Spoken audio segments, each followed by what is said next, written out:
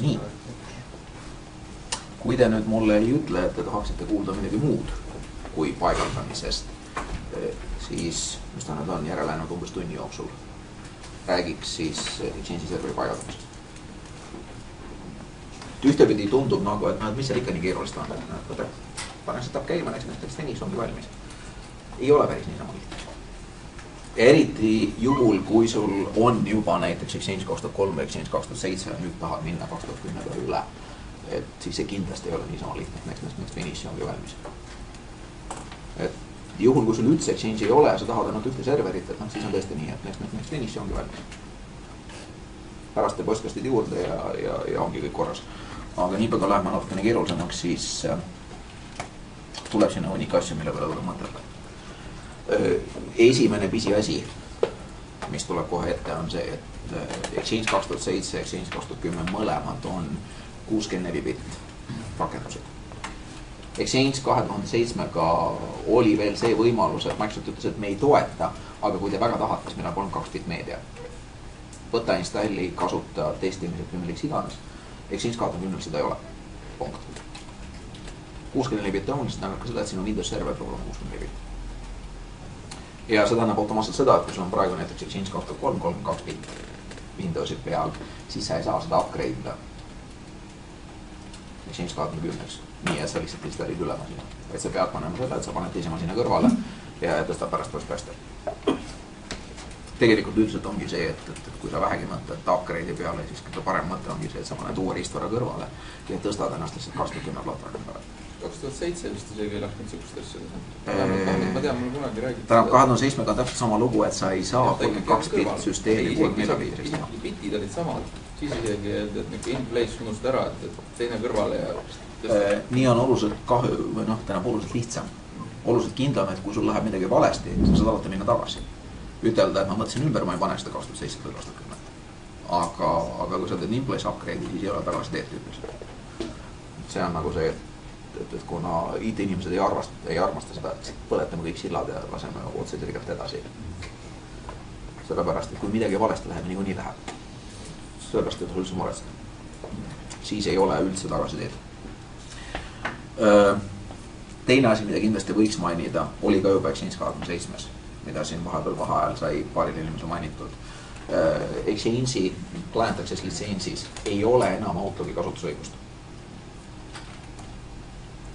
Sa ostad omale Exchange'i serveri, ostad omale postkastideks litsentsid, sa ei tohi kasutada Outlooki, sulle ei anta Exchange'iga kaasa Outlooki. Exchange 23 sulle anti, 27 enam ei anta.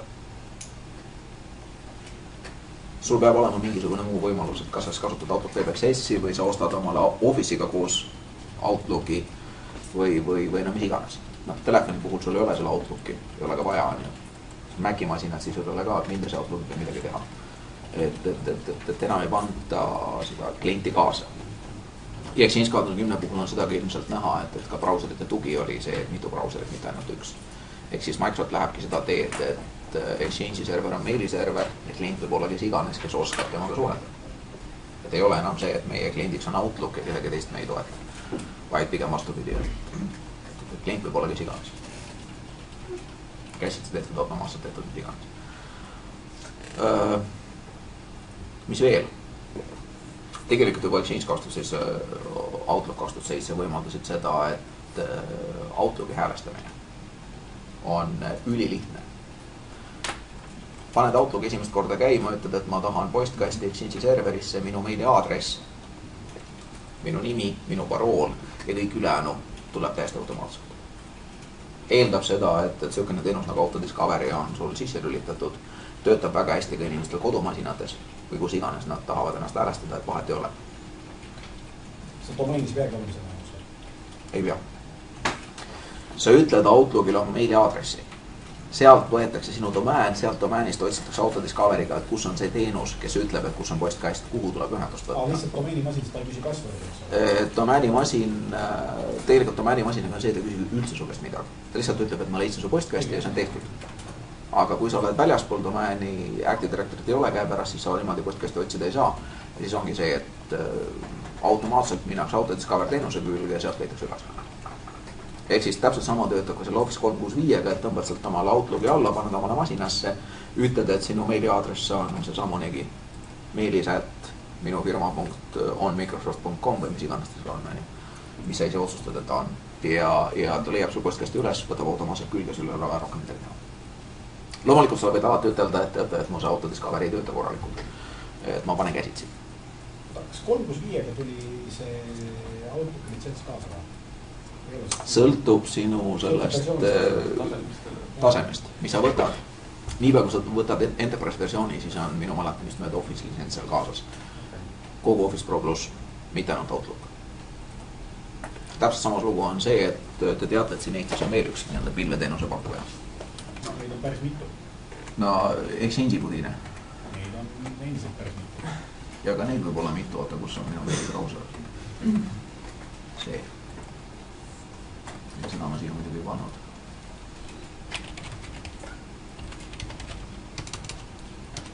Nii, sõltune firma, mida enam ei eksisteeri.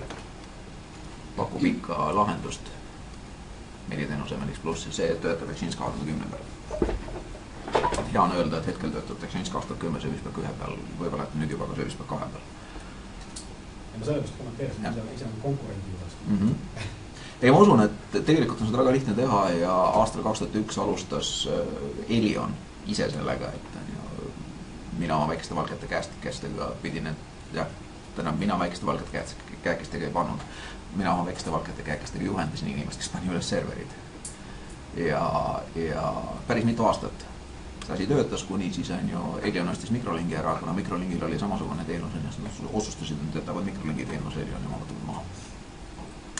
Aga jah, et Exchange'i põhiseid siukseid hostitud postkaste pakuti juba aastal 2001, ka Eestis muuhulgas. Et Exchange on seda osanud päris pikka aega. Ma mäletan, et see Elioni jaoks püsti pandud süsteem oli see, et põhimõtteliselt näidiskonfiguratsioon võeti keskkonnad, kus öeldi, et see kannatab ära kuni 2 miljonit kasutajat. Nii palju sinna küll ei tulnud neid. Et mingisugusel hetkel oli seal kuskil üle 7000 postkasti. Mis sealt edasi sai, seda ma kahjuks ei tea, et me umbes aasta aega otsime seda püsti, siis võttis Elioni see üle. Ja edasi ma ei tea, mis temast sai. Aga on sarnane teenus. On piisavalt palju firmasid, ei ole üldsegi mitte ebamõistliku hinnaga, siin kuskil on ka need samusedki hinnad. Miks ma seda näitan on see, et nendel on näiteks siukene pakett nagu Standard Plus. Ja Standard Plussi ainukene vahe on see, et Standard Plussis on Outlooki litsents juures. Sa tohid kasutada Outlooki. Saad alla tõmmata. Nad ise pakuvad sulle, et kui sa juba teenust kasutad on ja Outlook on lubatud on ja sa saad selle alla tõmmata. Ei ole häälestatud Outlook. Ja läheb kohe sinna samasesse Mailix Plussi külge. Nii et selles mõttes on nagu täitsa nagu Microsoft. Ja tegelikult see asi töötas ka enne seda, kui Microsoft Office 365-ga nii kaugele jõudes, et ta siin testima sai hakata. Nagu ma ütlesin, et kuna seda on piisavalt lihtne üles panna, ega siis ka aastal 2001 oli Elion Eestis esimene, mitte maailmas esimene. Maailmas oli juba seal ka 10 firmasid, kes pakkusid sulle Exchange'i baasil hostitud postkasti teenust.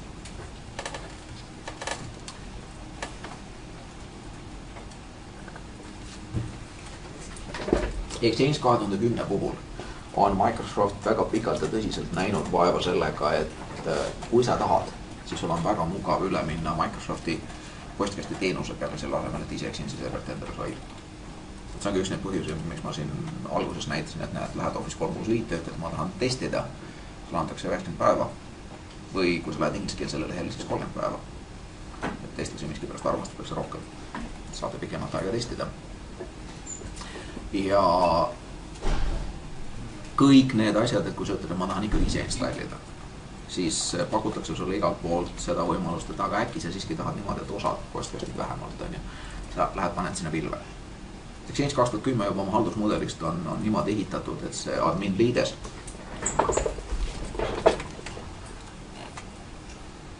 kus on ma siin oled? Võtame selle esimese serveri, kus on graafiline liides. Esimene asi, mis sa näed, on see, et Exchange on-premises. Ehk siis see on see minu Exchange'i organisatsioon. Mul on võimalik ütelda, et lisa veel üks Exchange'i organisatsioon. Lisa teine, lisa kolmas, lisa neljas. Üks neist on näiteks Exchange Online Microsofti juures, teine on näiteks seal Elioni juures, kolmas on kuskil veel. ja sul võibki olla see, et sul on pooled postkastid on kuskil pilves ja pooled on enda juures. Aga lihtsalt jooksvalt liigutada ka või?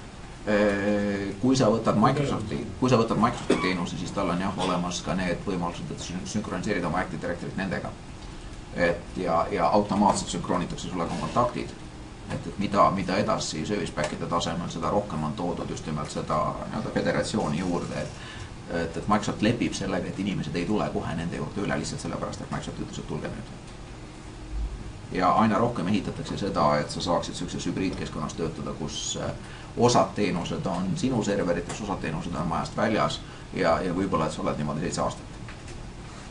Ja ei kavatsegi kuidagi teistmoodi olla, sest et on osad inimesed, kelle puhul on väga oluline, et nende teenus oleks kogu aeg kätte saada postkasti. Ja sinu internetiühendus on näiteks niivõrd vilets, et ta aeg-ajalt kaob ära ja sa endale lubada seda, et mõned postkastid sinu juures oleksid. Nii et sa lükkad välja majast näiteks.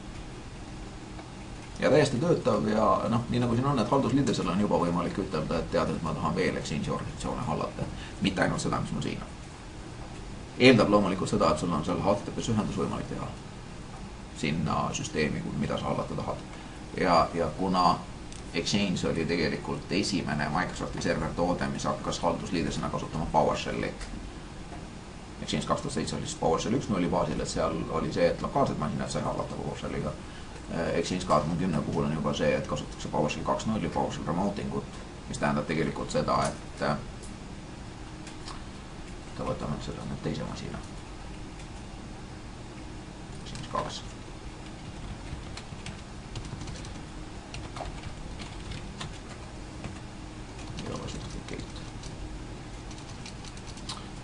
Issand jumal, kuidas ta täpselt oligi, et tegelikult mul on siit käsureaalselt võimalik ütelda, et Connect to Server või Connect to Organization ja samuti teha remote ühendus teise Exchange organisatsiooni ja hallata seda. Nii et sama Exchange Online või Office 365, et sul on see, et oma masinast paned PowerShelli, tõmbad sealt samast alla näiteks on ju omale ette configure PowerShelli häälestuse, et sa lihtsalt ütled, et pane käima, ta läheb, võtab automaatselt ühendust ja kõik need halduskäsud käivad tegelikult serverite peal. Sina näed pilti lihtsalt oma käsureal. Mis ma siin vahepeal püüdsin teha on see, et ma vaatasin, et mul on võimalik ütelda sellist asja, et näita mulle hetkel Exchange'i serverid, mis mul olemas on. Ja ma tahtsin vaadata, et mis versioonid need on. Aga siin ma näen seda, et Viking seda ütleb mulle, et admin display version 14.0. See ütleb lihtsalt seda, et admin liides on mul ilma service pack üheta. Ja kui ma ütlesin seda, et näita mulle Exchange'i versiooni, siis see 8.0 on kuidagi väga vale versioon.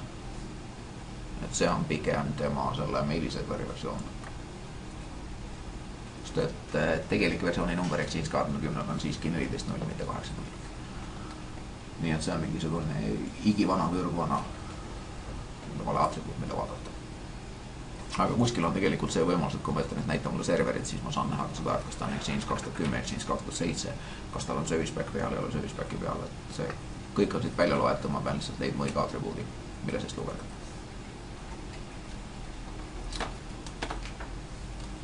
Nii.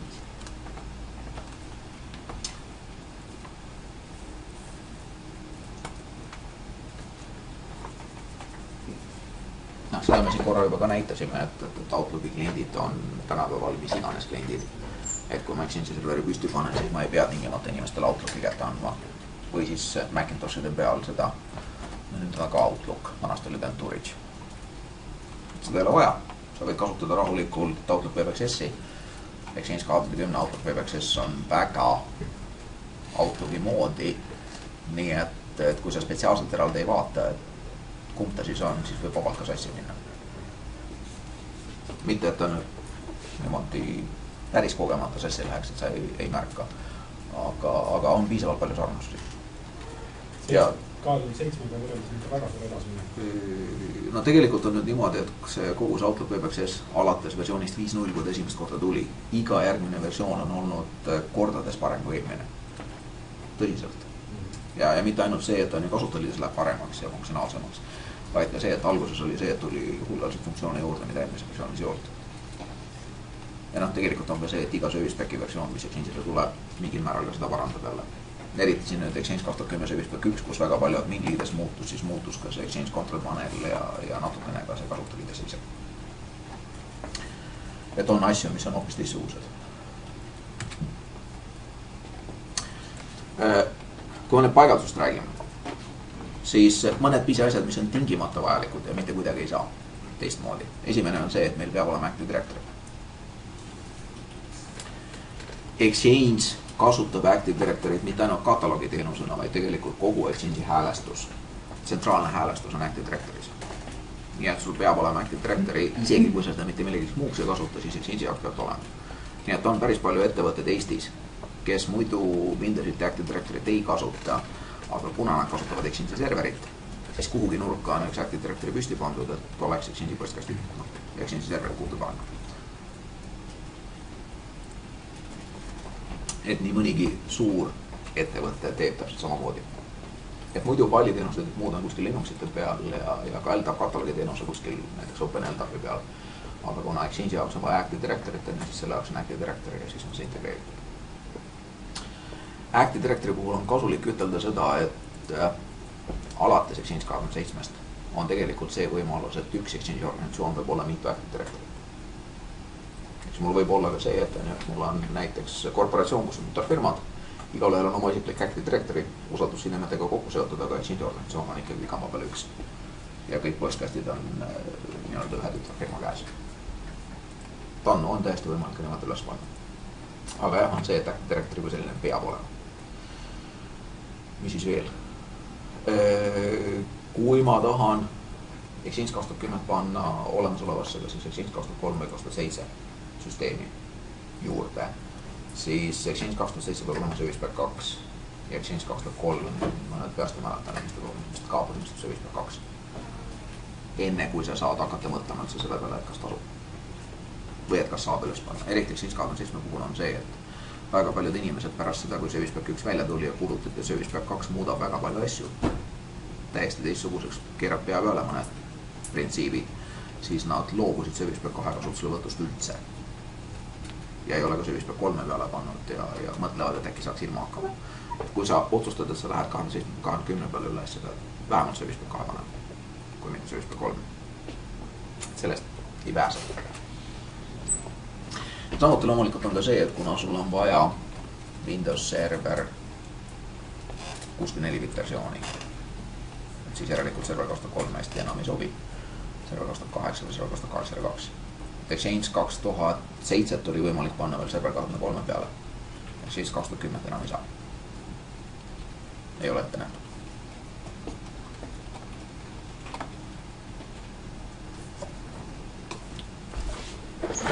Siin on nüüd tegelikult see, et kuna minu slaidid on pärit ajastust, kus Service Pack 1 veel ei olnud, siis on siin mõned asjad vahele jäetud. Ja ma võtan korraks oma välised lingid jälle korraks ette. Oma välismälu. Ma ei tegelikult tunnen kohe siis requirements. Ma siin mängin. Exchange. Prerequisites hakkame sellest peale.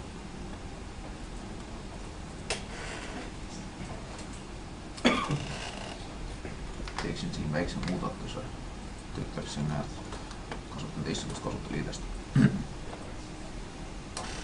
Miks ma seda tegin, ma kohe ka näitan, et Exchange'i serveriga on selles mõttes väga hea näide, et Exchange server 2010-2007 dokumentatsioon on tegelikult kokku seotud.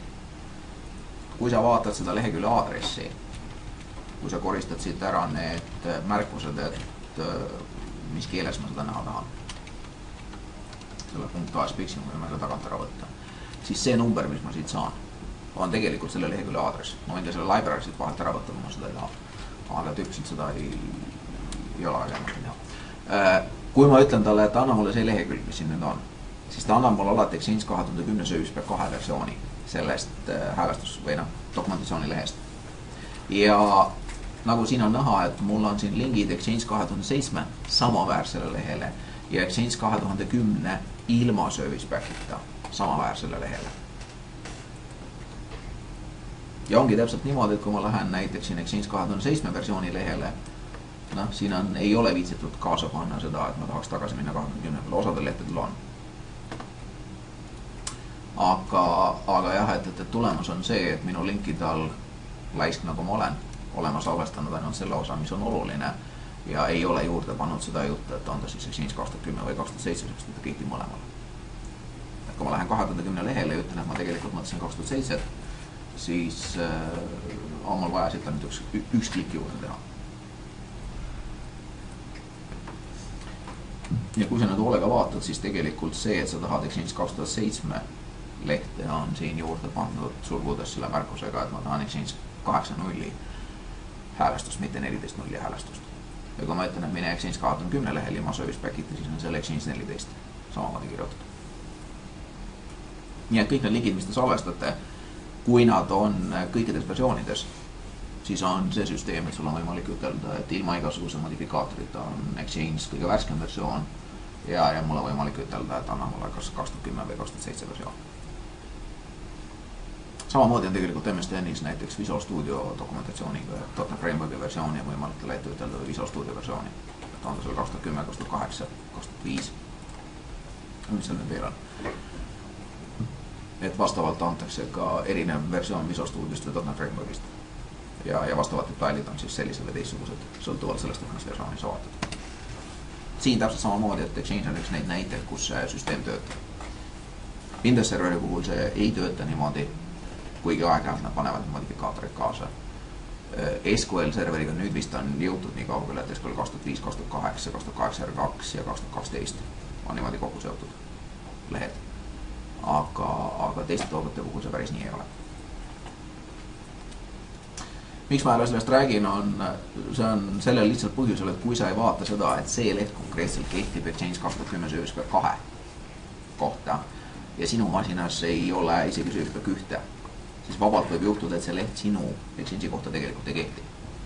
Sa pead klõpsama selle 2010 versiooni peale, et saada siis ilma Service Pack'ita leht kätte. Eriti just siin PowerShelli käskudega seoses, et käsud on lihtsalt Service Pack 1 hoopis teistsugused. Ja kui sa seda ei tea, siis sa saadud täiesti valesse kohta.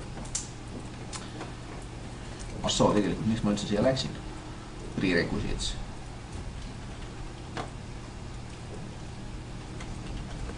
Siin on nüüd eeltingimused, mis tuleb kõik panna, kaasa arvatud see, et meil on vaja veebiserverit, kaasa arvatud see, et meil tõenäoliselt, mitte kõikides Exchange'ides, aga kõikjale, kus ma panen kass rolli, on vaja kärbet over HTTP-d. See on selle Outlook Anywhere'i eelduseks, et Outlook saab sinu või oma postkasti kätte kust iganes, kui ta saab HTTP-sse ühenduse sinu serverisse. Kui sa selle ära unustad, siis kastrolli paigaldus põhimõtteliselt õnnestub, aga kui sa hakkad siis selle lülitama Outlook Anywhere'is, siis öeldakse, et ei saa. Või õigemini öeldakse pärast, et ei tööta. Ja siin on imestanud tükk aega, et miks ei tööta. Mul oli teine link veel tegelikult. System requirements. Kas siin oli see kirjas?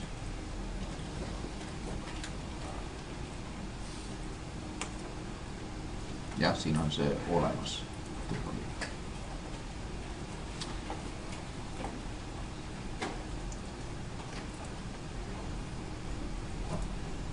Siin on jälle see häda, et nüüd on dokumentatsioon muutunud, et on Service Pack 2 juurde tulnud. Service Pack 1 aegu, kui sa leidsid selle õige dokumendi ülesse, kus oli see System Requirements, seal oli kirjas ka 4 hotfixi, mida tuli Windowsile peale panna enne, kui sul oli mõtet üldse loota, et Exchange'i paigaldus õnnestub.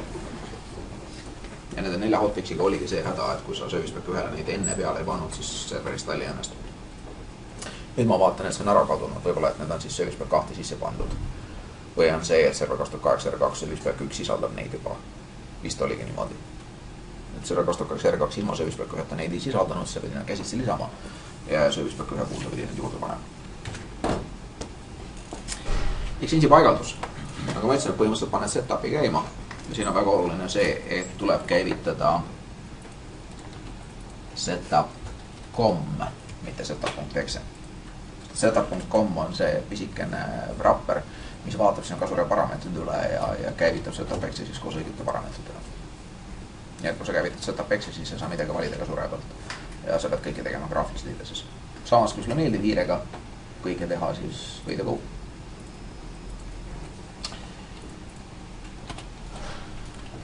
kui sa paned Exchange'i setupi käima ilma, et sa ütleksid käsurää pealt midagi juurde, siis enamasti läheb käima see integreeritud graafiline setup. On ju nii nagu siin näha on, et käib kõik need sammud ükshaaval läbi. Küsib su käest seda, et kas sa tahad keelepakki lisada. Ja kui sa näiteks tahad seda, et Outlook PBXS oleks näiteks eestikeelne, sa pead ütlema, et jah, ma tahan eesti keele pakki lisada. Validud siin. Või panema ta pärast juurde. Kõik need muud asjad. Mingisugusel hetkel sa saad ütelda seda, et mis serveri rolle sa tahad graafiliideses. Ja sul on vaikimisi valitud see sama kass, Hub Transport ja Mailbox server. Sul on võimalik ütelda, et ei, et siia masinasse ma panen ainult postkasti või siia masinasse ma panen ainult kass rolli või Hub Transport rolli ja lased edasi. Ma vaikimisi on need 3 vajalikku rolli alati valitud, et sa ei pea eraldi ütlema, et ups, ma unustasin midagi. Põhimõtteliselt võid ühte masinasse panna. Kõik võib ühte masinasse panna. Kuna lihtne näide on see, et kus ostad omale Small Business serveri. Small Business Server 2011 standard, seal on Exchange kaasas selles Expressis või mis teganes oli. Seal ei ole. Või Essentials ja Enterprises on veel SQL kaasas, aga see ei puutu üldse Exchange'i. Mis kasutajate arv on üks nagu see aspekt, millest lähtuvalt võiks hakata eraldama või? Ei ole. Oluline roll on see, et sa pead hakkama mõtlema selle poole pealt, et kas sa tahad kasutada seda, et sul postkasti serverid on dubleeritud ja kas sa tahad seda, et siin on kass roll oleks samuti dubleeritud. Näiteks network load balancinguga tehtud niimoodi, et kasutaja ei tea, kumba serveriga ühendus saab. Kui sa tahad seda varianti, siis kuna see database availability group käivitab Windowsi teenuse Windows failover cluster ja kassroll tahab sinu käest network load balancingu, siis neid 2 rolli ei ole võimalik samasse masinasse panna, järelikult sa pead tegema eraldi kass-serveri, eraldi postkasti serveri. Lihtlabaselt. Sa ei saa neid panna samasse masina kokku. Neid 2 rolli. Ja kui me räägime Hub Transportist, see on see, kes liigutab kirju, seal on see asi, et tõrkekindlus on saavutatud sellega, et Hub Transport server teenindab kõiki postkasti serverid, kes on temaga samas Active Directory saidis. Kui sul neid on 1 server ja see pikali kukub, siis kirjad ei liigu. Kui sa paned püsti 2 serverit, siis postkasti server võtab ühendust mis tahes Hub Transportiga, et tal ei ole mingit vahet. Sul ei ole vaja eraldi neid ütelda, aga sa pead nad panema. Probleem, mis on see, et kui sul Hub Transport server on postkastiga samas masinas, siis postkasti server ei pöördu mitte kunagi teiste Hub Transportide poole, sest tal on samas kastis teenus olemas ja tal on mingit põhjust välja pole pöördunud. Nii et kui sa tahad seal tõrkekindlust, siis sa pead panema Hub Transporti postkastist välja. Jällegi tekib see, et on ju, korraliku tõrkekindla süsteemi puhul sa tahaks vähemalt 4 serverit. 2 tükki postkasti tehaks 2 tükki kast pluss Hub Transport. Sest et neid on suhteliselt lihtne kokku panna ja nad ei segada inimest. Ja tulemus ongi kohe see, et sul on vaja 4 serverit ja läkski kohe asi käest ära sellega, et nüüd ei ole enam 1 server. Kasutajate arvu see oli kuidagi see? Absoluutselt mitte kusagil.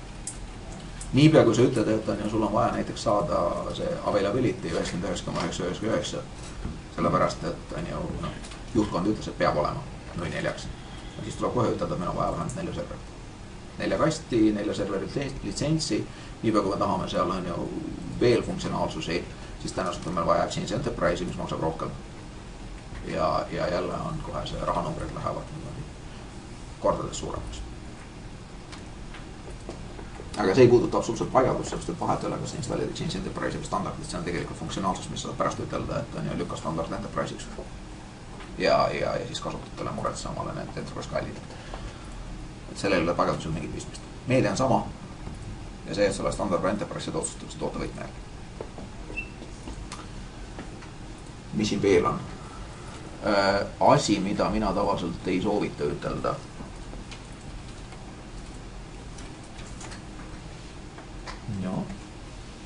on see sama configure client ehk siis server external domain, sa võid selle kohe siia paigalduse käigus ütelda, et siis ta kohe häälestab ennast ära, küsib sertifikaat serveri käest kohe selle domaini nime jaoks sertifikaadi ja sul oleks nagu kõik kohe töös.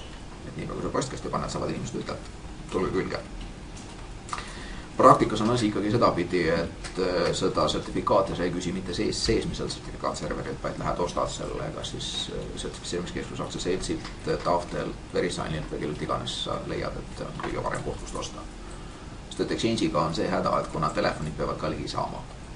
Ja kui sa telefonidele annad ise treitud sertifikaadis, enamasti telefonid ütlevad, et mis asi see on. Ma ei usalda seda, see on mingi tundmatu sertifikaat. Kuigavad küll, aga lõpuks võtavad vastu. Ei no, tähendab, on mitu erinevat võimalust, kuidas ütelda, et ära lärma, see on täiesti valiide sert ja usalda seda. See sõltub sellest konkreetset mobiilist. Mõnel saab ütelda, näiteks Windows Phone'ile vanast oli see, et sa võtsid serti, importisid ja pärast seda usaldas. Ei olnud mingit probleemi, aga siin on Androidid ja iPhone'id ja teised, ma ei tea, kuidas seal asjad käivad. Et kas seal on võimalik? iPhone lihtsalt ütleb korra, et nüüd on jama ja siis rohkem ta ei jõuksu enam. No ja samamoodi ütles see Nokia meil for Exchange, et kuule, et tundmatu sert, et kas sa usaldad seda, kui sa ütled, et jah, ja ära mu käest rohkem küsi, on just rohkem tõesti ei küsi. Aga häda on selles, et kui ta su käest rohkem ei küsi, siis ta küsi ka siis, kui sert vahetab. Ja sulla pannakse mingi liivaserver vahele, nii et siis on sellest serdist vähe kasu. Tekib see kes, milleks üldse sert, pane HTTP-ga interneti, kui sa tahad siis. Noh, teisest küljest on olemas ka neid firmasid, kes pakuvad sulle SSL-serti tasuta. Täiesti korraliku serti. Ja Exchange'i jaoks on sul vaja ühte serti, mis väljastpoolt välja paistab. Tüüpiliselt. Tegelikult nad ju nõuavad seda, ma nüüd olen selle nimi nüüd meelde, nad on sul 3-4 viite nime. Kui sa tahad saada käima, saada seda Anywhere ja kõike muud, et siis sul peab olema. Sellega on nüüd nii enam. See on üks põhjusi, mispärast ei tohi siin ütelda, et mul on siukene domään. Et ma tahan ise ütelda Exchange'ile, et ma teen serti. Siit tuleb pärast ilusti vist ka see slaid, kus ta näitab, kuidas seda teha. Läbi Wizardi hästi lihtne. Isegi mitte läbi Wizardi, vaid kasurajalt on... Jah, Powershell tegi sama asja ära. Maitse asi. Vanasti Wizardit ei olnud Exchange 27. Aga enne kui me sinna maale jõuame. Pisi asjad veel. Kui teil on praegu Exchange 2003, Outlook PBXS, Exchange ActiveSync, mida Exchange 2003 toetas täiesti, siis Outlook Anywhere igasugused muud asjad, teil on teatud urlid veebiserveris.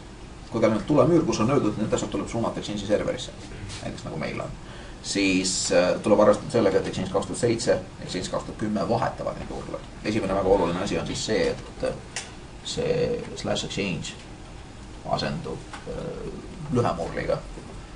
Ainult positiivne, sellepärast, et inimesed ei pea meeles pidama selleks pikka urli. Ja tahad sa või ei taha. Aeg-ajalt inimesed lähevad kuhugi avaliku internetipunkti kioskisse ja ütlevad sealt, et ma nüüd tahan oma postkasti näha. Palun. Ja sinna peaksid teadma urli. Loomulikult neis masinates, mis on nende omad, nad panevad selle kuskile favoriitidesse või kus iganes, nad ei pea mäletama. Aga tüüpiliselt on see häda, et Exchange ei tee mitte midagi selle heaks, et kui sa pöördud näiteks serveri nimi, HTTPS, et ta siis suunaks siin /OVA peale. Selle pead sina tegema. Täiesti tehtav, täiesti lihtsalt tehtav, sõltub kõik sellest, et missugune Windowsi mõnegi veebiserver sul on. Aga IS6-ga oli see täiesti tehtav. Ainuke probleem, mis võib tekkida, on see, et IS6-ga oli natukene keerulisem teha seda, et HTTP minu server pealt saaks HTTPS minu server /OVA peal. Seal vähemalt minul kunagi tekkisid probleemid. Exchange 2010 puhul on asi tehtud veel natukene lihtsamaks. Et need urle on jäänud veelgi vähemaks, tegelikult üks asi on juurde tulnud. Selle Exchange Web Service'i asemel on tekkinud Exchange Control Panel. Ja kõik see, mis me ennem rääkisime, et admin liides veebi kaudu, on see Exchange Control Panel. Kui sa laad admini õigustesse, saad teha ka näiteks uusi postkaste, kui sa tahad sealt kaudu. Kui sa oled tavakasutaja, siis sa saad ainult oma postkasti hallata. Aga see on jälle see, et kui sa Outlook PBXS-is ütled, et on ju settings, näita minu postkasti seadeid, sul automaatselt käivitatakse tegelikult Exchange Control Panel. Ja sealt sa saad juba hallata vastavalt oma rollidele. Mida sa tohid teha, mida sa ei tohi teha. Kas sa tohid hallata ainult oma postkasti või sa tohid seda teha. Sest ka selle on võimalik ära keelata, et ka Exchange Control Panel on võimalik täiesti ära keelata ütelda, et selleks asja ei tohi kasutada näidata. Sellest, et meil ei ole ette nähtud. Ja nagu siin näha on, et kõik ülejäänud lingid on praktiliselt ära kadunud, et on järgi ainult üks või 2. Ja Exchange 2010 puhul on väga positiivne see, et kui sa ütled, et ma panen Exchange 2010 olemasolevasse organisatsiooni, siis üks asi, mida ta kohe küsib, on see, et nende vanade serverite jaoks ütle mulle nüüd üks link, mida me saame kasutada selleks, et kui tuleb keegi kasutaja, kelle postkast on Exchange 2007 või Exchange 2003, et kuhu me ta suuname. Sest et erinevalt varasematest Exchange'i versioonidest, kus oli see, et 2003 rahulikult emuleeris 2000, kui sa ütlesid, et sinu postkast on server 2000, siis Exchange 2007-2010 seda me ei tee, nad redirektiivad sind vana serveri peal. Ja seda nimetatakse siis, et ütle mulle legacy URL vanade serverite jaoks. Et lihtsalt, kui sa planeerid üleminekut 2003 või 2007 või 2010 peale ja tahad seda, et mõnda aega osad postkastid on 2007-2003 ja mõned juba üle liigutatud uue serveri peale, siis sul on vaja tegelikult 2 serti ajutiselt. Vana lingi jaoks ja uue lingi jaoks. Uus link on sama, mis vana oli. Aga vana tuleb kuhugi teise kohta liigutada, et saaks redirektida neid, kes oma vana postkasti, vana serveri postkasti tahavad saada.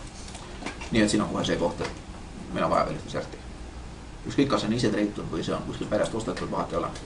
Oluline on see, et on tüüpiliselt Exchange'i üleminekud sa ei tee niimoodi, et ühe õhtuga on tehtud. Isegi kui on ühe õhtuga tehtud, siis on kindlasti sul kasutajad, kes ütlevad, et kuulge, et mis te jamate, kus mu postkast on. Andke kohe tagasi. Kes lubab ära võtta? Mis siis, et nädal aega varem saatsid kirja, et me võtame postkastid ära selleks kuupäevaks, selleks kellaajaks. Nad ikka pärast kirjutavad sulle ja küsivad, et miks ei olnud postkast kätte saada. Nad ei saa kirjutada. Saavad küll. Offline'is töötab ja Outlook. Sa saad kirja lihtsalt siis kätte, kui on liigutatud. Sest kõige suurem häda ongi see, et e-mail, me oleme harjunud sellega, et siin on olemas, kuskil mujal on olemas, et see on kogu aeg kätte saada. 24/7 tulemus on see, et isegi kui sa kell 6 hommikul või ütleme, et kell 4 hommikul otsustad, et sa nüüd liigutad midagi, võtad serveri maha ja paned serveri tagasi, siis on kindlasti vähemalt üks kasutaja 200-st, kus sulle pärast teatab, et miks ei olnud, miks ei teatatud mulle. See on ta isiklik tragöödia, kui kell 6 teisi. Kuidas võtta?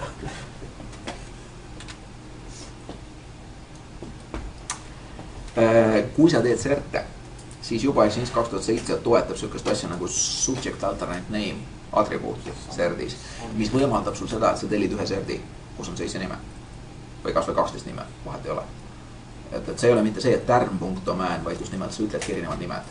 Autodiscover, see Outlook WebExi jaoks, mis siin veel on iganes, mis sa tahad.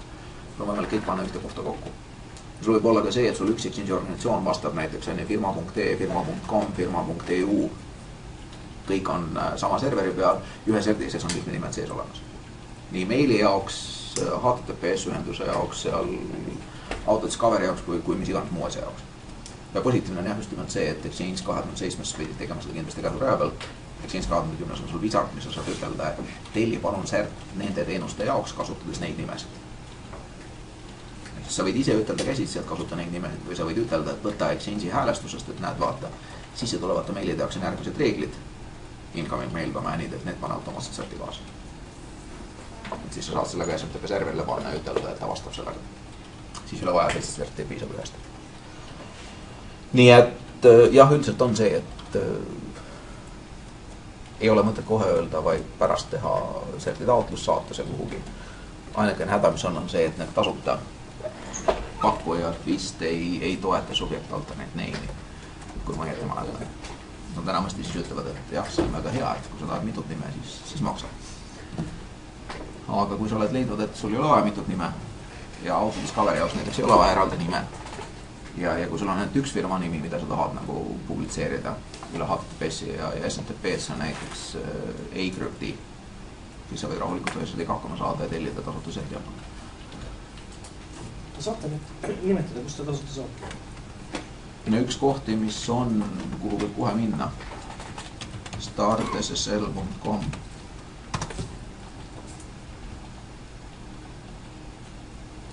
Sign up for free ja kui sulle piisab sellest serdist, mis on tasuta, tehtud. Ainuke asi, mis on see, et sa registreerid ennast kui eraisiku ja sinu meiliaadress seotakse serdiga ära. Et kui sa liigud teise firmasse, siis on selle firma, kus sa lahkud natukene probleeme, et sa serti uuendada ja sul uues firmas võib olla probleeme. Keegi uus inimene peab serti selline. Samas on muidugi see, et kui sa oled 8 aastaks või tahad extended validation'it või mida iganes veel, et siis nad küsivad raha. Nii nagu kõik teised, aga jah, see entry level cert on tasuta ja sa ei pea sellega maksma. Mis on väga positiivne. Nii et kui sa leiad, et see on piisav, siis tuld. Ja küll nad sulle ütlevad, et kui see enam sobib. Teisest küljest on ju sertifitseerimiskeskus aktsiaselts, ma ei tea, kuidas ta praegu küsib vanasti küsis esimese aasta eest 1500 krooni, järgmine aasta 1000 krooni. See ei ole ka nii väga kallis. Et nendega on ainult see häda, et nad, see oli aastal 2008, me tellisime sealt CRT, siis tuli välja, et nad aastal 2007 oli maikuur see CRT ära vahetanud ja loomulikult see, mille nad Microsofti lõpuks kätte andsid, oli see vana, mis enam ei kehtinud. Nii et siis oli ikka see häda, et kõikide klientide masinatesse pead kuidagi kõigepealt juures ka CRT saama. Kui nad ID-kaardi utility pole installinud, siis neil ei ole siin. Õigemini on, aga on vana. Sama mis praegu. Nüüd on küll see, et aastal 2011 tuli järgmine CRT vist. Aga ega tegelikult samamoodi on ka siin Tafte ja nende Verisign ja teistega, kes on vahetasid oma CRT, sellepärast, et läksid teise võtmepikkuse peale üle või mis nendega olid. Siis on täpselt sama häda, et sa pead hakkama neid kas vahepealsed või siis juur CRT uuendama kõikides masinates ja seadmetes, kes sul vahepeal kasutavad. Ma mäletan, et aastal 2011 oli Taftega see peamine probleem, et saad uued CRT-d, aga pooled seadmed teatavad, et need ei kehti. Nad vaatavad valet seda intermediate seal. Kui sul on mitu serverit, oled otsustanud, et on ja kass-serverit peab olema vähemalt 2 tükki, siis vabalt võib olla ka see, et see samanegi CERT on kas siis juba sinna ette koormusjaotamisse pandud või sa kasutad sama CERT-i mõlemas serveris. Nii et sul ei pea olema ikkagi mitu CERT-i, vaid saab hakkama ka ühe päeva pärast. See nüüd sõltub jälle sellest, et kuidas sa täpselt oma süsteemile üles pandud, et kuivõrd oluline on see, et ta oleks kindlasti kogu aeg kätte saada.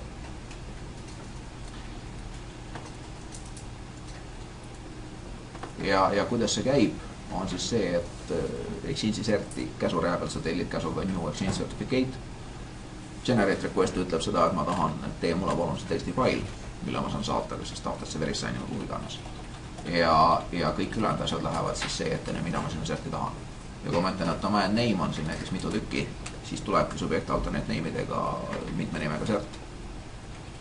Ja kuna Windows server, veebiserver ja paljud muud Microsofti tooted ei võimalda ütelda, et tee mulle palun subjekt alternate name'iga CERT-i tellimus, siis olen mina kasutanud Exchange 2007 tükk aega selleks, et genereerida CERT-i tellimusi ja need pärast migreerida teise serverisse. Oluliselt lihtsam kui hakata seal vaeva nägema, et kuidas seda subjekt alternate name'i sinna külge saada. Kui näiteks see sama Wizard, mis Windowsiga kaasa tuleb, seda ei oska küsida. Üldsegi mitte ei ole võimatu, et väga lihtne teha. Sa pead lihtsalt ise käsitsi kõik asjad ette ütlema, et mis nime siis sa tahad sinna sisse, et sa ei tohi lasta tal ise nii-öelda Exchange'i serveri nime võtta, CERT-i panna. Sest seda sa ei taha ju teistesse serveritesse. Ja kui sa ütled siia juurde, et private key exportable, siis ongi see, et sa teed tellimuse, saad tulemuse, impordid ja ekspordid siit CERT-i koos private key'ga, saad selle mis tahes muusse masinasse panna. Või mis iganes muud, kui ma just nimelt, mis iganes serverile, mis iganes CERT-i võid sa siit kaudu tellida. Palju nüüd maksimaalselt võimaldavad neid nimesid? Sõltub teenuse pakkujast? Tõenäoliselt sõltub teenuse pakkujast, kas ta üldse toetab subject alternate name attribuute või mitte. Ja mõni võib sellest rohkem raha küsida. Siin peab jälle vaatama, et SK.ee räägib seda, et ta pakub seadme CERT-i, ma ei tea, kas sinna saab mitut nime panna. Meie antud juhul, kui me selle kunagi tellisime 2008 aastal, siis oli vaja ainult ühte nime. Spetsiaalselt eraldi ühte nime ja siis ei hakanud subject alternate name sinna proovima. Nii et ma tõesti ei tea, ma olen proovinud. Aga kui sul on endal sisemine Windowsi sertifikaatserver, siis sinna sa võid ütelda, kui tahaks palju nimesid. Mingi 7-8 nime ei ole üldse mingi probleem. Ja minul ei ole lihtsalt rohkem vaja olnud, ütleme niimoodi.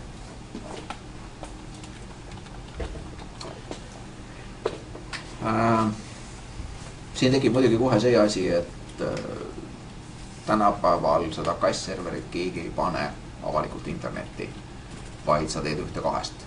Sa jätad oma sisevõrku ja paned veebiproksi ette, reverse proxy. Inimesed pöörduvad selle reverse proxy poole, kes suunab päringut edasi sisse. Või teine variant on see, et sa kasutad siin tulemüüri, mis oskab publitseerida. Siin on siin see serverid, nagu näiteks Microsofti siin ISA või nüüd Threat Management Gateway. Et nende puhul on väga lihtne. Küsimus on lihtsalt selles, et sellistel puhkudel, kus sul seal ees on see mitte proxy, aga see tulemüür, kes oskab publitseerida, siis CERT-i sa pead installima sinna tulemüüri, mitte Exchange'i serverisse. Ja siis tekib kohe see asi, et sul on vaja ühte HTTPS CERT-i, mis on väljast tulevate klientide jaoks, ja teist HTTPS CERT-i, kui sa tahad sisevõrgus liiklust samuti HTTPS-iga turvata. Mõnda midagi. et teise selle sisemise serti sa võid võtta sisemisest sertifikaatserverist. Seda ei pea väljast ostma. See läheb ainult sisemistele masinatele, kes on sisevõrgus. Ja kui sul tõesti on see, et mobiiltelefonid Wi-Fi'ga on sisevõrgus ja sealt lähevad otse, siis võib-olla tekib probleem, on vaja avalikku serti. Aga kui sisevõrgus on ainult Windowsi masinad või Windowsid, Macid, Linuxid, siis loodetavasti saab ütelda, et meil on sisemine juur CA, kelle serti kõik usaldavad ja nad usaldavad ka neid välja antud serte.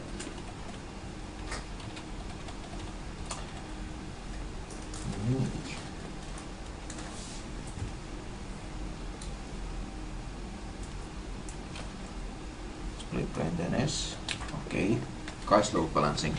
See on üks asi, mida inimesed, kes Exchange 27 on harjunud, tulevad Exchange 20 peale ja arvavad seda, et palju siin ikka muutunud. Ma 2007 tunnen, et saame hakkama. Põhimõtteliselt saavadki hakkama kuni siiamaani, et panevad tõesti 2 cache serverit, kes nad avastavad, et mitte miski enam ei tööta. Outlogid ei saa ligi, ei väljast ega seest. Ja mitte miski ei tööta. Põhjus on selles, et Exchange 2010, kui sa paned 2 cache serverit, siis sa pead ka Exchange'i serverile ütlema, et sul nüüd on eraldi URL, mille kaudu ma saan client access server kätte. Ja see ei ole mitte ühe ega teise serveri nimi, vaid see peab olema nende sõltumatu nimi, mida mõlemad kasutavad. See load balancing URL, nagu nad nimetavad seda. Ja seda sa pead oma cache serveris ka siis häälestama ja ütlema, et see on selline. Ja kui sa selle asja jätad tegemata, siis ongi täpselt niimoodi, et sinu outlogid väljastult enam ligi pääseb. Sest et nad ei oska enam minna client access serverist edasi mailbox serverisse. Või kuidas pidi sellega oli. Pisikene kolme muudatus. Sa pead lihtsalt tegema ühe DNS-i kirje. Õigemini tegelikult mitu aadresskirjat. Uus nimi, näiteks outlook. Minu seesama firma.ee. Ja ütlema, et cache kasutab seda kui load balanced URL-i ja ütelda sellele mõlema serveri või kõigi serverite IP-d, kus on client access server roll installitud. Pärast seda töötab kõik väga hästi. Enne seda ei tööta mitte midagi. Kui sa paned ainult ühe cache serveri, siis seda probleemi ei ole, sest et ei ole kellegi vahel midagi jagada. Kõik töötab väga hästi. Aga niipea, kui sa paned teise juurde, siis tekib seal pisiasi. Aga võib tekitada probleemi. Ja kuidas panna, siis selle jaoks on jällegi PowerShelli käsk new client access array. Ütleb talle selle URL-i ja pärast seda on kõik tehtud. Võid selle isegi ütelda enne, kui sa hakkad teist serverit installima. Kui sul üks server on olemas, pane kohale püsti ja pärast seda töötab kõik ilma probleemida. Nii. Siis veel mõned pisiasjad, millega tuleb arvestada. On siis see, et Outlook Web Access, Exchange Control Panel, ActiveSync, Outlook Address Book, Outlook Web Service. Kõik need on virtuaalsed kaustad, mis peavad kättesaadavad olema mitte ainult väljast tulijatele üle HTTPS-i, vaid ka tegelikult seest tulevale Outlookile. Sest näiteks Outlook Address Booki Outlook otsib läbi selle veebiliides. Ja kui sa selle pisiasja ära unustad ja jätad konfimata näiteks sisemise URL-i seal Exchange'i häälestuses, siis pärast tuleb välja, et sinu Outlook teatab, et ei saa aadressraamatut kätte. Näiteks. Siis kui ta on kontoris, siis ei saa kätte, siis kui kontorist välja lähed, siis saab. Millest ma räägin? Kus on meie siin? Virtuaalmasinad, võtame kõigepealt graafilise liidese korraks.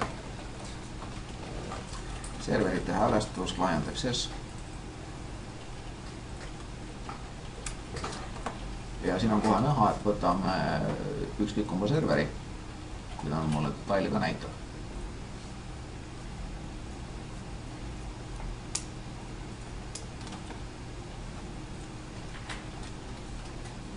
No, tuli. Properties. Outlook Web Accessile. Meil on siin olemas internal URL ja external URL. Ja kui ma jätan external URL-i häälestamata või ütlen näiteks niimoodi, et external URL on, aga internali ei ole, siis on täpselt see lugu, et kui sa oled maja sees, antud juhul siis sa ei saa Outlook Web Accessi ligi ja kui sa oled majast väljas, siis sa saad. Sest et siit need 2 erinevat URL-i võetakse, antakse Autodiscovery teenusele, mille kaudu Outlook tuvastab, et kus see või teine või kolmas teenus on. Outlook Webaccessi enda puhul ei ole see väga oluline, sest et Outlook ise ei kasuta seda. Aga niipea, kui me läheme siia Exchange Control Paneli ActiveSynci offline address booki juurde, siis see muutub järsku oluliseks. Mulgas on ka see, et see Exchange Control Panel ja Exchange'i veebiteenus tänapäeval kasutavad sama linki. Ja kui sa jätad selle external rule'i panemata, inimesed on majast väljas, ja nad hakkavad sulle kurtma, et andke andeks, aga ma ei saa Outlookis enam teise inimese postkästi kätte. Ma ei saa vaadata, et kas tal on vaba aega või ei ole. Sest et kui Outlook 2003 ja kõik varasemad Outlookid Exchange 2003 tegid seda pidi, et sul oli public folder, et sul oli üks kaust, peidetud süsteemne kaust, kus oli kirjas, et kes on vaba, kes ei ole vaba. Siis alates Exchange 2007-st selle public folderi asemel kasutatakse veebiteenust. Sina kui klient, sinu Outlook pöördub veebiteenuse poole, veebiteenus läheb, vaatab otse teise inimese postkästi, kuidas tal kalendris on, ja ütleb sulle, et on vaba või ei ole vaba. Positiivne on see, et enam ei pea inimesel Outlook töötama, et privacy infot publitseerida. Seda ei ole vaja. Tal ei ole üldse Outlook, mitte kunagi ei ole olnud ka. Ja ma saan ikka teada, kas ta on vaba või ei ole vaba. Sest et ma vaatan otse, õigemini Exchange'i server vaatab otse tema postkästi ja kalendrisse. Negatiivne on see, et kui see URL on panemata, siis see funktsioon ei tööta. Kui internal URL on panemata, siis see funktsioon ei tööta maja sees, kui external URL on panemata, siis ei tööta väljaspool maja. Nii et need on need asjad, mis tuleb tingimata ära konfida, muidu see ei tööta korralikult. Ja siin ongi see, et sa pead otsustama, et kas sul on seespool ja väljaspool erinevad nimed. Seespool on näiteks lühike nimi, väljaspool on pikk nimi. Või seespool on sisemine domäni nimi, väljaspool on avalik domäni nimi või mis iganes. Ja küsimus ongi see, et see info, mis siin on, võetakse ja antakse edasi Autodiscoverile. Ja Autodiscovery, kui ta tuleb väljaspoolt, siis talle antakse välimine info, ja kui ta tuleb seespoolt, siis talle antakse sisemine info. Et kui ta saab Active Directory kätte, saab ta sisemise info. Ja kui ta saab Active Directory kätte, siis ta saab välimise info. Teate, kus seda näha saab kliendi poole? Kas see info on õige või ei ole?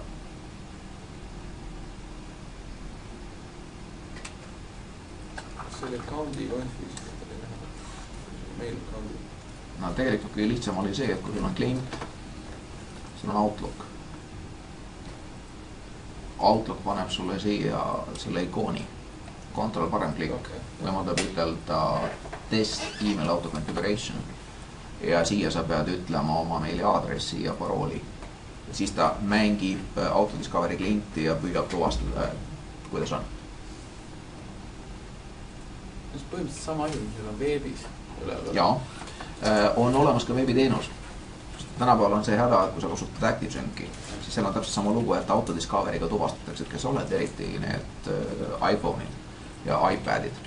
Sa ütled oma nime, oma meili aadressi, oma parooli ja rohkem su käest ei küsitud, sest Autodiscoveryst antakse kõik üle. Ja seal on lihtsalt see häda, et sul ei ole seda Outlooki, millele ütled, et näita mulle, mis sa ütled. Sul oleks vaja avalikku teenust ja ongi tõesti niisugune veebiteenus. Jällegi mul on see häda, et ma ei õpi asju pähe, vaid mul on siin kuskil lingid.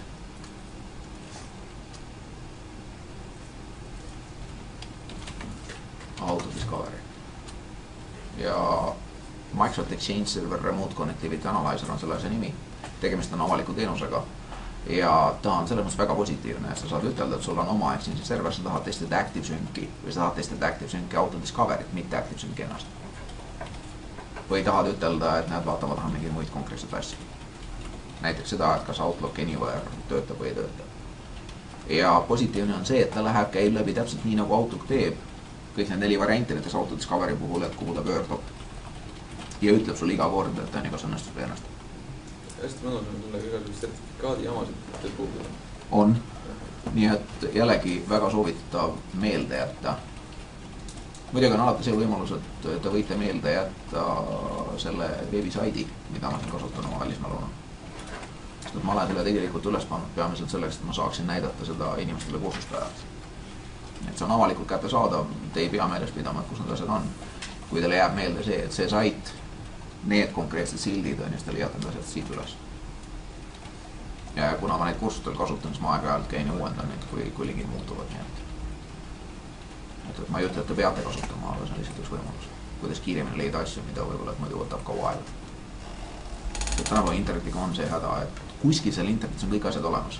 Oleneb meie see leia üles. aga kui sa lähed otsi mootorisse ja esitad oma küsimuse natuke liiga üldiselt, siis sa saad 200 miljonit vastust, millest mitte ükski ei ole õige. Või noh, seal kuskil teises 100 000 on need õiged asjad, aga sinna see viitsib siit enam vaadata. Sa enne väsid ära.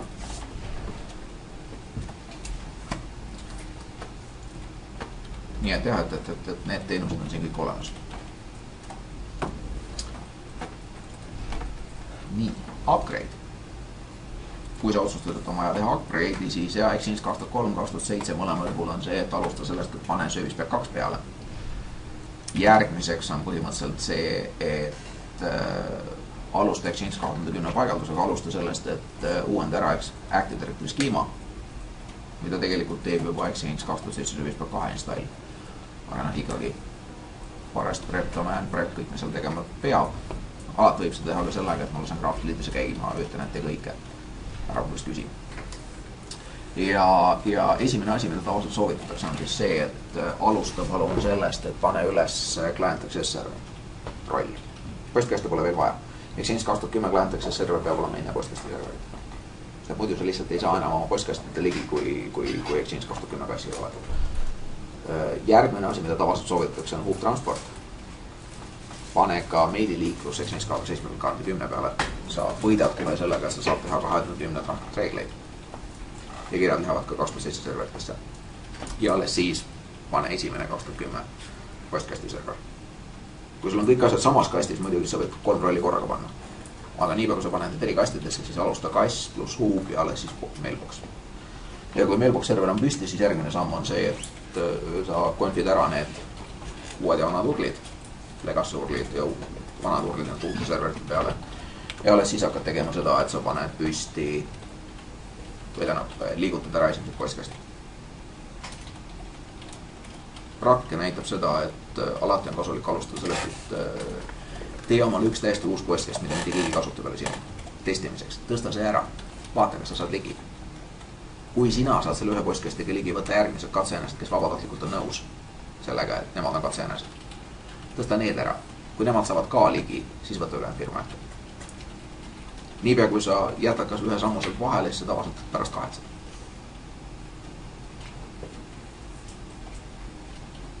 No, see ei ole best practice, aga praktika näitab, et niimoodi sa saad välistada suurem osa hädas. Ja katseenesed peavad olema vabatahtlikud just nimelt sellepärast, et me saaks pärast ütelda, et miks sa kõik ära rikkusid. Kui sa neile ütled, et see on vabatahtlik, sa oled katsejänes, sinuga võib juhtuda jamasid. Sa pead sellega arvestama, sa pead ise hakkama saama, sest et mind ei ole käepärast.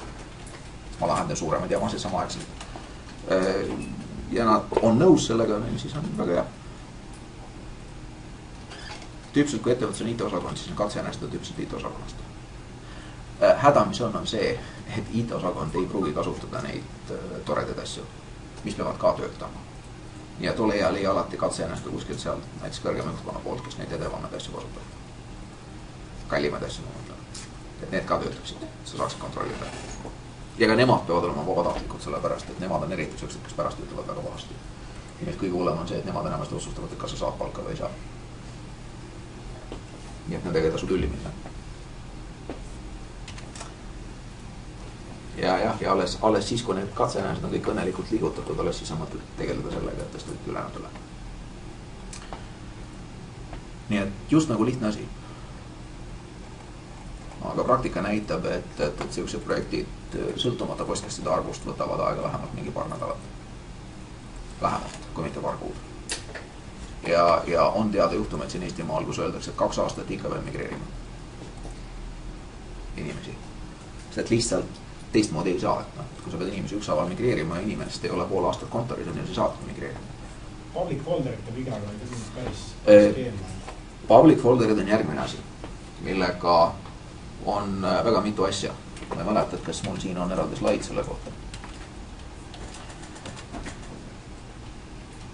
Ei ole. Ja siit tulevad lihtsalt need samad, et Remote Connectivity Analyzer, Troubleshooting Assistant, mis on väga abiks asi. See on Exchange'i admin liidese üks osa. Load Generator, mis on samuti nüüd admin liidese osa. Sellega on lihtsalt see, et kui sa paned püsti uue serveri, tahad kontrollida, et kas sa koormusele vastu peab, enne kui sa sinna postkasti liigutad. Et sa saad genereerida kunstliku koormuse. Ja üks asi, mis on tänapäeval samuti kohustuslik, on Best Practice Analyzer. See on alates Exchange 2007 Exchange admin liidesse sellegi sisse ehitatud. Sa pead lihtsalt ise regulaarselt käivitama ja vaatama, et mida ta sulle ütleb. Ja asja mõte on lihtsalt see, et iga kord, kui Microsoft Support lahendab Exchange'iga seotud probleemi kliendi juures, siis järgmine samm, mida nad enda juures teevad, on see, et kas selle lahenduse peale saab genereerida best practice reeglit. Ehk siis küsimus on see, et kas võib olla veel kliente, kellel on sama mure. Kas seda on võimalik vältida sellega, et sa tekitad reegli ja kui on võimalik, nad tekitavad uue reegli. Nii et regulaarselt, kui sa paned best practice analyzeri käima, sa ütled talle, et jah, palun tõmba internetist uued reeglid ja siis ta ütleb sulle, et kui sul on midagi sihukest, mis on konfitud niimoodi, et sul võib tekkida probleem. Kui sul juba on probleem, aga sa ei tea veel seda. Väga abiks. Seal on palju asju, mille peale sa ise üldse ei tule. Ja kui me tuleme public folderite juurde tagasi, siin ei ole linki. Või tähendab, siin ei ole vist slaidi selle kohta. Ühes teises selles slaidikompletis on. Siis on terve hunnik probleeme. Esimene probleem on see, et alates Exchange 2007 Microsoft leidis, et public folderid on ajalugu, ärge palun enam kasutage. Me veel ei viska neid välja. Nad on ikka veel alles. Aga me arvestame, et umbes 7 aasta jooksul tulevikus me viskame välja. See oli aastal 2007. Praegu on aasta 2012, meil on 5 aastat mööda läinud, meil on 2 aastat veel järgi. Et kas need tegelikult ka public folderid lõplikult ära kaovad, ei tea. Tõenäoliselt mitte. Sest Microsoft ise endale üllatuseks avastas, et on terve hunnik firmasid, kes ütlevad, et lõpetage ära, meil on public folderid vaja. Ei lähe kuhugi. Ja muu seas palun on ju pange meile admin liides ka tagasi, sest Exchange 2007 kaotas admin liides ära graafiliselt. See vist peaks üks teisele tagasi. Exchange 2010 on õnneks admin liidesele tagasi. Aga jah, seal on terve hunnik probleeme, et public folderite funktsionaalsust ei ole muudetud alates Exchange 2003. 2007 ei ole täna muudetud, 2010 ka ei ole muudetud. Kõik, mis on seesama, mis oli 2003. Ja pigem on tekkinud neid probleeme, et mõningad asjad 2007-2010 ei tööta päris enam samamoodi, kuna muud asjad on jälle alt ära nihkunud. Exchange'is endas. Ja tulemus on tegelikult see, et tahad sa või ei taha, et kui sa praegu hakkad Exchange'i kasutusele võtma, siis mõtle pigem alternatiivide peale public folderite asemel. Microsoft ise ütleb, et selleks on SharePoint. Väga paljudel juhtudel tegelikult selleks ongi SharePoint palju parem lahendus. Dokumendi halduseks palju parem lahendus on SharePoint, kirjade arhiivi hoidmiseks palju parem lahendus on SharePoint. Mis siin veel võib olla? SharePointi listid tekivad, eks ole, väga sarnased sinna. Jaa, nad on väga sarnased public folderitega väga lihtsalt põhjusel. Sellepärast, et see SharePointi funktsionaalsus on tegelikult välja kasvanud Outlookist. Ma ei tea, kas te kunagi olete kuskil 90. lõpus olete kasutanud Outlooki ja public folderit. Tekkis niisugune funktsionaalsus nagu Outlook Team Folders. See oli põhimõtteliselt see, et public folderitesse sa teed mingile väiksele grupile teed eraldi kausta-hierarhia, kus on kontaktid, kus on kalender, mingi ühine, muud asjad. Ja kui sa nüüd mõtled, et SharePointi see tiimisait on täpselt see sama funktsionaalsus. Sellepärast ongi, et see funktsionaalsus toodi Outlooki pealt kõigepealt SharePoint Web Servicesse, mis esialgu, või SharePoint Team Servicesse, mis esialgu jooksis pigem Exchange'i mootori peal, alles hiljem läks ta SQL-i andmebaasi peale. Aga pärit on ta sealt samast Outlookist ja Exchange'is sisuliselt. Et ainukene koht, kus tekib see probleem, et mul on ikka veel vaja public folderit, on see, et sul on olemasolev valmis lahendus, mis kasutab public foldereid ja sa tahad minna edasi Exchange 2007-2010 peale, võib-olla ka nüüd järgmise Exchange'i süsteemi peale ja sa ei taha public folderitest lahti saada, sellepärast, et sul on töötav lahendus. Sa ei taha seda katki teha, et ta juba on olemas ja halvemal juhul, kui sul 15 aastat elanud dokumendihaldus Exchange'i public folderite peal, siis on seda praktiliselt võimatu sealt ära saada. Lihtsalt sellepärast, et seal on liiga palju asju, mida keegi enam ei mäleta. Aga mis töötavad sellepärast, et nad on see süsteemis sees. Aga niipea, kui sa hakkad seda SharePointi peal ümber tegema, siis peab keegi olema, kes mäletabki neid pisi asju ja SharePointi peal teeb uuesti. Või sa pead arvestama sellega, et sa lõhud oma töötava süsteemi ära, saad mitte töötava süsteemi, kõik inimesed ütlevad, et väga paha, üldse ei ole rahul, pange tagasi vana süsteem. Ja siis, kui sa lõpuks sellest nende vastuseisus saad üle, siis võib-olla lõpuks saab tagasi tööle. Aga selle peale läheb mitu aastat. Tegelikult samamoodi nagu selle kogu süsteemi väljatöötamise peale läks kunagi 15 aastat tagasi, läks ka mitu aastat. Enne kui ta sai selliseks, nagu ta praegu on väga hästi töötab. Nii et sihukeste süsteemide puhul on väga oluline, et public folderid kogu oma funktsionaalsusega säilitaksid. selle, mis nad on. Häda on selles, et terve hunnik public folderite funktsionaalsust on tegelikult Outlookist sõltuvad. Ja näiteks Outlook 2007 on ära unustanud sihukese asja, et vanasti me saime public folderis sõnumitele, aadressraamatukirjetele või kalendri itemitele panna külge silte. Saab praegugi. Aga mida enam ei ole, on see, et sul ei ole public folderi põhist ühist siltide kogumit. Igalühel on personaalsed sildid. Eks kui üks mees paneb sildi külge, siis teised ei näe seda. Või teised näevad, aga näevad ainult värvi. Aga ei näe teksti, mis sa panid juurde. Sest et Outlook 2007, Outlook 2010 seda lihtsalt enam ei viitsi teha. Sama lugu on see, et kui sa vanasti said Outlookile ütelda, et vaata public folder, teeme siia kohandatud vaate. Näita ainult näiteks mingi kindlad tingimused vastavaid kirju. Siis Outlook 2007 ei viitsi seda vaadet enam näidata. Lihtsalt. Sest et Microsoft leidis vahepeal, et ta niikuinii keegi kasutab. Ja sina, kes ehitasid mingi hirmsu pingesüsteemi, on Outlook 23 töötab, Outlook 27 ei tööta. Võta või jäta. Samamoodi on veel hunnik asja, mida uuemad Outlookid enam lihtsalt ei tee. Ja sa oled sunnitud ikkagi midagi muud välja mõtlema. Või siis jääma vana Outlooki peale.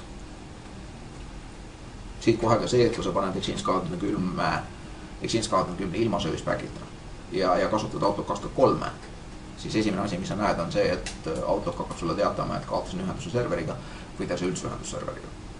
Seda lihtsalt selle põhjusel, et Exchange 2010 ilma service pack'ita otsustas, et see RPC liiklus Outlookiga peaks olema krüptitud ja Outlook 2003 ei oska krüptida.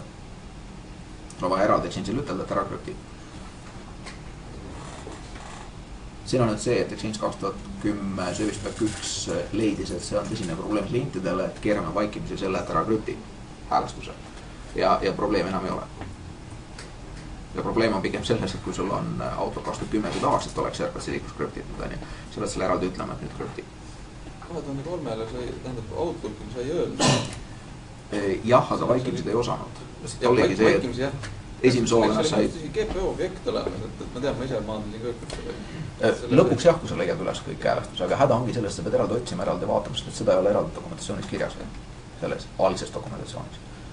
Ja kui sa paned service pack 1, siis seda probleemi ei teki. Sest seal on see häälestus juba õiget pidi, nii nagu Outlook eeldab. Outlook 2003 omast eeldab. Kui sul on Outlook 2007 ja 2010, siis seda probleemi ei ole lihtsalt. Aga ongi see, et kui sa satud ettevõttesse, kus on see, et Exchange 2010, väga hea, väga vinge, võtame kasutusele. Aga kes ei viitsib Office'i tuua? Office on 2003. Seda 2007 on väga paha, seal on see lindiga kasutajaliides, seda ma ei oska. Ja sellepärast me ei anna seda kasutajatele ka kätte, sest nad ei taha seda. Nad on harjunud Outlook 23 ja töötavad siiamaani selle. Et siis ongi probleem, et Outlook, Exchange saaks nagu kokku, aga ei saa. Tuleb näha vaeva. See olid veel mõned 2-3 pisi asja, mis tegelikult olid veel seotud Outlook 23-ga. Jah, aadressraamatu süngiga oli mingi edasi. Mitte ainult ka näiteks see, ta käibki ju läbi. Ka näiteks see, et Exchange'i server teataks Outlookile, et sul on uus kiri vaikimisi sideturult. Üks tuli eraldi vaeva näha. Outlookist tuli eraldi vaeva näha. Jällegi saab group policy kirust ära teha, aga küsimus ongi, sellest sa pead teadma, et probleem selles on. Sümptomid on natuke teised. Sümptomid on need, et Outlook ei teata sulle, et sul on uus kiri, sa pead minema ja ütlema refresh, siis ta näitab, et oi näe, siis uut kirja. Ja inimene on jälle kuri, et miks mulle ei teatud, et mul uued kirjad on, ma ammu ootasin. Kust mina pean teadma, et talle peab 9 vajutada. Ega ei peagi teadma. Mis siin veel on? No siin on see jutt, mis ma enne juba jõudsin ära rääkida, et alusta kassist, pane järgmiseks hub-transport ja siis hakka postkastidega. Või postkasti serverit püsti panema, kui sul on mitu serverit. Ja mõte ongi siis selles, et kui inimene tuleb Outlook WebAccessi oma tavalise URL-iga, see on suunatud Exchange 2010-sse ja siis ütleb kasuta nime ja parooli, kelle postkast on tegelikult vanas Exchange'is. Siis Exchange 2010 Outlook WebAccess redirectib kasutaja selle vana lingi peale ja kasutaja saab rahulikult oma postkasti ligi peale. Häda on lihtsalt selles, et kui sul siin ees on mingisugune proxy, tulemüür või mis iganes, siis tema peab teadma, et nüüd tuleb uude serverisse suunata see teine link. Või sul peab olema see teine link selline, et ta lihtsalt satub sinna vanasse serverisse. Mitte enam 2010-sse, vaid mis iganes see vana 2003-2007. Ja see on asi, mida sageli unustatakse siis, kui tehakse upgrade'i. Aga mul ju osad postkastid on veel seal vanas ja osad on uues ja URL-id me suunasin uud ära. ja need inimesed ei saa enam oma vanadesse postkästidesse WebAccessi ja ActiveSync-iga ligi. Ja siis kurdavad. See asi ei tööta, teine asi ei tööta, kolmas asi ei tööta. Mis ta veel oli?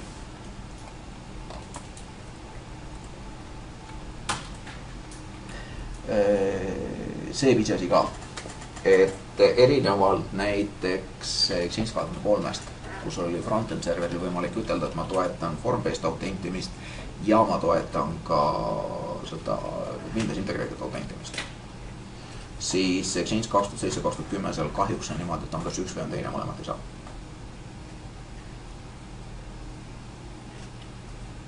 Mida mina tegin Exchange 2007 aegu oli see, et mul oli ees oli isa server, seal oli mul võimalik ütelda, et sina tee nägu nagu oleks form-based autentimine. Kasutaja ütleb kasuta nime, parooli ilust eraldi lahtrisse ja ta läheb edasi integrated autentimisega. Ja sisemises serveris ütlesin, et integrated autentimine töötab ainult, form-based autentimist ei lükka sisse. Selle asja puuduseks on see, et siis ongi see, et Exchange ise teab, et on integrated autentimine. Sisevõrgus on väga hea. Ütled HTTP või HTTPS on ju server nimi, sa pääsed oma postkasti. Väga mugav. Niipea kui sa väljaspoolt tuled, esitatakse see küsimus, et kes sa oled, ütled nime, ütled parooli alles, siis saad edasi. Aga 2010 see kahjuks enam töötab. Niimoodi. Et sul peab olema see, et Exchange on see sama, kes teeb sulle autentimise form-based. Või siis sa ei kasuta seda üldse. Ja form-based autentimine üldiselt on hea. Kui juba mõtled sellele, et Exchange on avalikult kättesaadav autopöörases. Hea küsimus teile, mis pärast on form-based autentimine parem kui Windows integreeritud autentimine?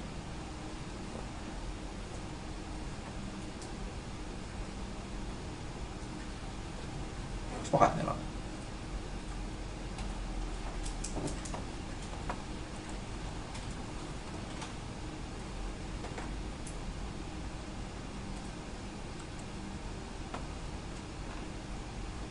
Üks vahe on see, et form-based autentimine näitab teile veebilehte, kus sa ütled nime ja parooli.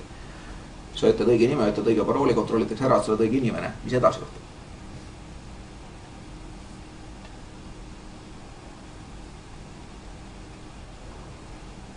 Veebiserver saadab sinu masinasse cookie, kus on kirjas ühendus. Ja serveri poole peal teatakse, et kui selline cookie esitatakse, siis see ühendus kehtib näiteks 15 minutit. Pärast seda aegu pära. Windows integreeritud autentimisega sa ei saa mitte kunagi seda teha, et kui sessioon püsib, siis oled autentitud. Ja kui tänapäeva veebibrauserid enamasti ütlevad vahepeal, et keep alive ja saadavad tühje pakette, teevad tühje päringud, et ühendus kinni ei pandaks. See ongi see häda, et sul on brauseri ühendus kogu aeg lahti ja kogu aeg oled sa autentitud, kogu aeg sa oled sees. Vormipõhise autentimisega on see, et kui sa lähed arvuturist ära, näiteks veerand tunniks või 8 tunniks või mis iganes sa ütled, et mis see aeg on, ja tuled tagasi, siis su käest igal juhul küsitakse, kes oled. Just nimelt sellepärast, et kui sul on avalik internetipunkt, sul tekib vahepeal häda, sa jooksed ära ja selle hädaga sumustasid masina lukku keerata või sa ei saagi, sest on avalik internetipunkt. Siis on vähemalt see, et järgmine mees tuleb sinna masina taha, siis ta ei saa sinu postkasti lugeda, sest et sessioon aegus vahepeal ära. Ta peab uuesti ütlema nime ja parooli enne, kui ta saab midagi kätte. Aga Windows integreeritud autentimisega seda ei ole. Seal niipea, kui sa ütled näiteks pärast logov aknast back nuppu, siis sa näed postkasti sisu. Form-based autentimisega cookie on aegunud, on seda niikuinii ütelnud, kes oled. Nii et siin saadetakse uuesti logon lehele ja siis saad ligi, kui sa oled autentinud. Et selles mõttes on form-based autentimine alati parem. Vähemalt väljaspoolt tulles. Aga seespoolt tulles on see väga tüütu ebamugav, sellepärast et sa oled juba sisedomeenist autentitud kasutajana, miks sa peaksid veel kord ütlema, kes sa oled. Nii et jah, et Exchange 2003-s ja ka 2007 oli see võimalus, et sa väljaspoolt autentid ühte moodi, seespoolt teistmoodi, aga jah, 2010 see ei ole enam nii lihtne. On kas üks või on teine.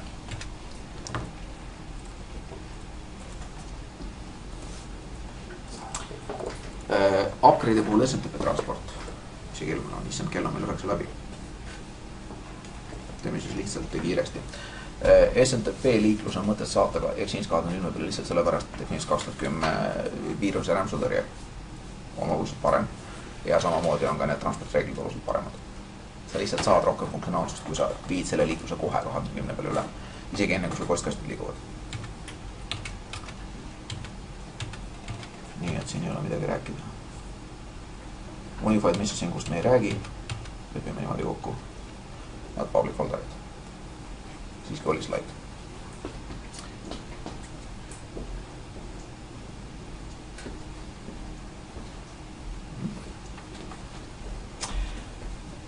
Põhimõtteliselt, kui sul on sama Exchange organisatsioon, siis just nagu kõik töötab. Nii kauaks, kuni sa jõuad selle viimase Exchange 2003 või 2007-ni, kus peal on viimase public folder instance'i, millest sa tahad lahti saada.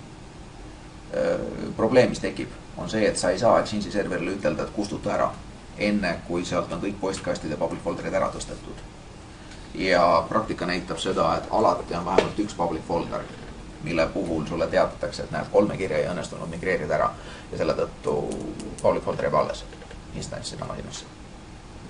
Ja halvemal juhul sa lõpetad sellega, et sa võtad Outloogi, ütled, et võta see public folder, tõsta need kirjad BSD-sse, kustuta kõik ära ja siis pane need kirjad tagasi teise serverisse.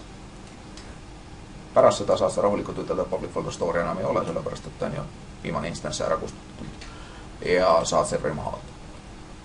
Ja kui sa jätad selle tegemata, siis sa eladki oma Exchange 2003 või 2007-ga, millest sa ei saa lahti, sellepärast et sul on seal mingisugused jäänused. See on public folderite kõige suurem probleem. Ja kui sa vahepeal oled otsustanud, et sa teed Exchange 2010 uue Active Directory, siis sul on vaja sükest asja nagu Exchange Public Folder Migration Assistant'i või Migration Wizardit, mis oli toetatud Exchange 2003 aegu. Ei ole enam toetatud Exchange 2010 aegu, aga töötab. Saab püsti panna, replikeerib organisatsioonide vahel väga ilusti, aga aeg-ajalt esinevad mõned sellised imelikud asjad, et kui sa tahad kahesuunalist replikatsioonist, siis võib tekkida probleeme näiteks.